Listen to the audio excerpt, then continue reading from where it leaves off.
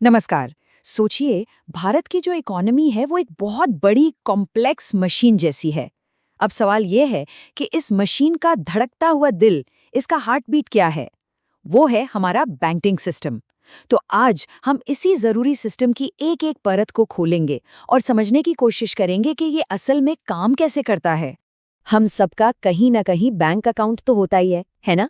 किसी का एसबीआई में होगा, किसी का एचडीएफसी में या कहीं और। पर क्या कभी ये सोचा है कि अपना बैंक इतने बड़े फाइनेंशियल सिस्टम में इस पूरी पहेली में कहाँ फिट होता है? चलिए आज इसी पहेली को मिलकर सुलझाते हैं।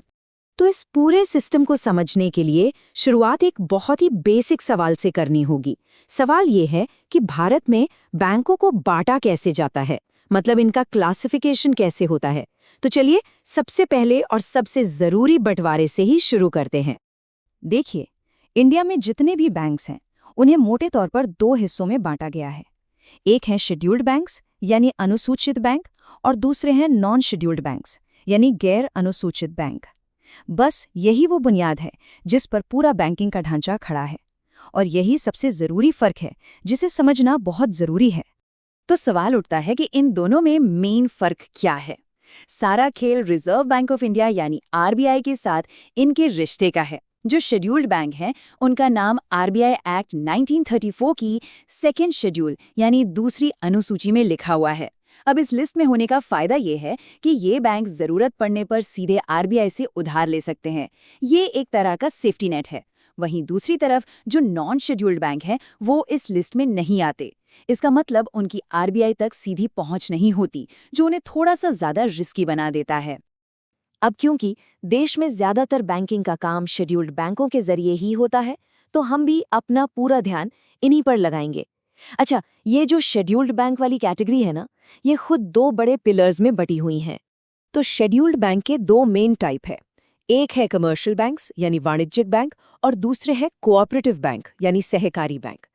इनके नाम से ही इनके अलग अलग मकसद का अंदाजा लग जाता है। एक का फोकस प्रॉफिट पर है तो दूसरे का अपनी कम्युनिटी पर। ये फर्क असल में इनकी सोच का है, इनकी फिलॉसफी का है। कमर्शियल बैंक का सीधा साधा मकसद है प्रॉफिट कमाना। वो आम लोगों से डिपॉजिट लेते हैं और लोन देते हैं। लेकिन कोऑपरेटिव बैंक्स जो हैं वो अपने मेंबर्स की सेवा के लिए बने हैं। ये अक्सर एक खास कम्युनिटी के अंदर काम करते हैं और इनका फोकस प्रॉफिट से ज्यादा आपसी मदद पर होता है। चलिए अब थोड़ा और गहराई में चलते हैं और कमर्शियल बैंकों की दुनिया को समझते हैं। क्योंकि ज्यादातर बैंकिंग एक्टिविटी तो यहीं होती है, इसलिए ये जानना बहुत जरूरी है कि ये काम कैसे करते हैं। कमर्शियल बैंकों को समझने का सबसे आसान तरीका है उनकी ओनरशिप, यानी उनके मालिकाना हक को देखना। एक तरफ है पब्लिक सेक्टर बैंक, जहां 50% से ज्यादा हिस्सेदारी सरकार की होती है, जैसे बड़े बड़े नाम एसबीआई, पीएनबी। और दूसरी तरफ है प्राइवेट सेक्टर बैंक, जहां मेजॉरिटी हिस्सेदारी प्राइवेट लोगों या कंपनियों की होती है, जैसे एचडीएफसी या आईसीआईसीआई बैंक।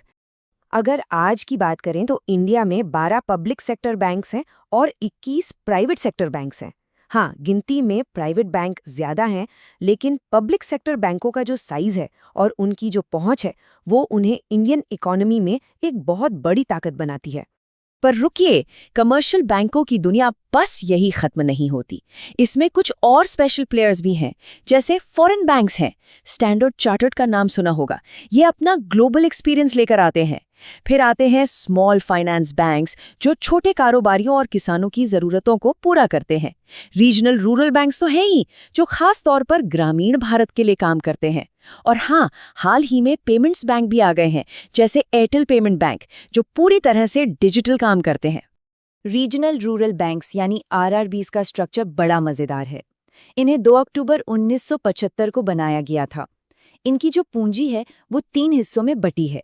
50% हिस्सा केंद्र सरकार का, 15% राज्य सरकार का, और बचा हुआ 35% एक स्पॉन्सर बैंक का होता है। ये अनोखी पार्टनरशिप ही उन्हें अपना मेन काम करने में मदद करती है, जो कि किसानों और कमजोर तबकों को सस्ता लोन देना है। अच्छा, तो अब अपना फोकस बैंकिंग सिस्टम के दूसरे बड़े पिलर की तरफ ले चलते हैं। ये वो संस्थाएं हैं जिन्हें इकोनॉमी के कुछ खास सेक्टर्स को आगे बढ़ाने के लिए बनाया गया है। कोऑपरेटिव बैंक 3 लेवल के स्ट्रक्चर पर काम करते हैं।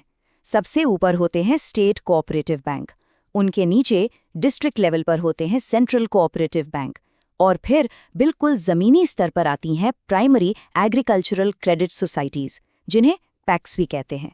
ये पूरा ढांचा इसलिए बनाया गया है ताकि खेती और उससे जुड़े कामों के लिए कम ब्याज वाला लोन सीधे गांव तक पहुंचे, जहां इसकी सबसे ज़्यादा ज़रूरत है। इसके बाद आते हैं डेवलपमेंट बैंक्स। इनका फोकस खास सेक्टर्स को आगे बढ़ाना होता है। दो सबसे बड़े उदाहरण हैं नबार्ड, जिसे 1982 में एग्रीकल्चर और रूरल डेवलपमेंट के लिए बनाया गया था, और एक्सिम बैंक, जो उसी साल बना था भारत के इंपोर्ट एक्सपोर्ट को सपोर्ट करने के लिए। एक बात ध्यान रखने वाली है, ये बैंक सीधे आम जनता से डील नहीं करते, ये दूसरे फाइनेंशियल इंस्टीट्यूशंस के जरिए पैसा मुहैया कराते हैं। इसी कैटेगरी में दो और ज़रूरी नाम हैं। एक है नेशनल हाउसिंग बैंक यानी NHB, जो 1988 में हाउसिंग फाइनेंस को बढ़ावा देने के लिए बना, और दूसरा है small industries development bank of India यानी SIDBI, जिसे 1990 में छोटे उद्योगों को सपोर्ट करने के लिए बनाया गया था। चलिए अब इंडियन बैंकिंग की हिस्ट्री में एक बहुत बड़े टर्निंग पॉइंट पर चलते हैं, एक ऐसा कदम जिसने बैंकिंग का पूरा नक्शा ही हमेशा के लिए बदल दिया। तो ये नेशनलाइजेशन या राष्ट्रीयकरण होता क्या है? इसका सीधा सा मतलब है, जब सरकार किसी प्राइवेट बैंक में 51% से ज्यादा की हिस्सेदारी खरीद लेती है तो कंट्रोल सरकार के हाथ में आ जाता है। और इस कदम के पीछे सोच बहुत बड़ी थी कि बैंकिंग सर्विस को देश के कोने-कोने तक पहुंचाया जाए और इकोनॉमी को एक सही दिशा दी जाए। ये काम दो बड़ी फेजेज में हुआ और दोनों ही बार प्रधानमंत्री इंदिरा गांधी थीं। पहला फेज आया 1969 में, जब 14 बड़े बैंक्स का राष्ट्रीयकरण हुआ। ये वो बैंक थे जिनके पास 50 करोड़ से ज्यादा के डिपॉजिट्स थे। फिर दूसरा फेज आया 1980 में, जब 6 और बैंकों को सरकारी कंट्रोल में लाया गया। इस बार शर्त थी 200 करोड़ से ज्यादा के डिपॉजिट्स की। और आज कई सारे मर्जर के बाद देश में 12 नेशनलाइज्ड पब्लिक सेक्टर बैंक्स हैं। इनमें से 3 सबसे बड़े हैं, state bank of India SBI, Punjab national bank PNB और बैंक ऑफ बड़ौदा। तो हमने काफ़ी कुछ देख लिया है ना? अब वक्त है इन सारे अलग अलग टुकड़ों को एक साथ जोड़ने का और पूरी बड़ी पिक्चर को एक बार में देखने का। पूरी तस्वीर को समझने के लिए NBFCs को भी जानना ज़रूरी है, यानी नॉन बैंकिंग फाइनेंशियल कंपनीज। जैसे बजाज फाइनेंस का नाम तो सबने सुना ही होगा। ये बहुत बड़े प्लेयर्स हैं। ये भी लोन देते हैं, पर एक बड़ा फ़र्क है, ये बैंकों की तरह डिमांड डिपॉजिट नहीं ले सकते और ना ही चेक इशू कर सकते हैं। इसीलिए ये एक अलग कैटेगरी में आते हैं। ये जो पूरा फ्लो चार्ट है ना, ये हमारी अब तक की सारी बातचीत का एक निचोड़ है। ये दिखाता है कि कैसे बैंकिंग सिस्टम की शुरुआत शेड्यूल्ड और नॉन शेड्यूल्ड के बेसिक बंटवारे से होती है, फिर ये कमर्शियल और कोऑपरेटिव में बढ़ता है, और आखिर में पब्लिक, प्राइवेट और रीजनल रूरल बैंकों जैसे अलग अलग स्पेशलिस्ट इंस्टीट्यूशंस तक पहुंचता है। ये सच में एक बहुत मजबूत और डाइवर्स सिस्टम है जो भारत की इकोनॉमी की रीढ़ की हड्डी है। तो चलिए इस सवाल के साथ इस चर्चा को खत्म करते हैं। ये इतना कॉम्प्लेक्स और मजबूत बैंकिंग सिस्टम भारत के आर्थिक भविष्य को आगे कैसे आकार देगा? क्योंकि ये सिर्फ एक ढांचा नहीं है, ये एक एक्टिव इंजन है जो देश के कोने-कोने में तरक्की और विकास को रफ्तार दे रहा है।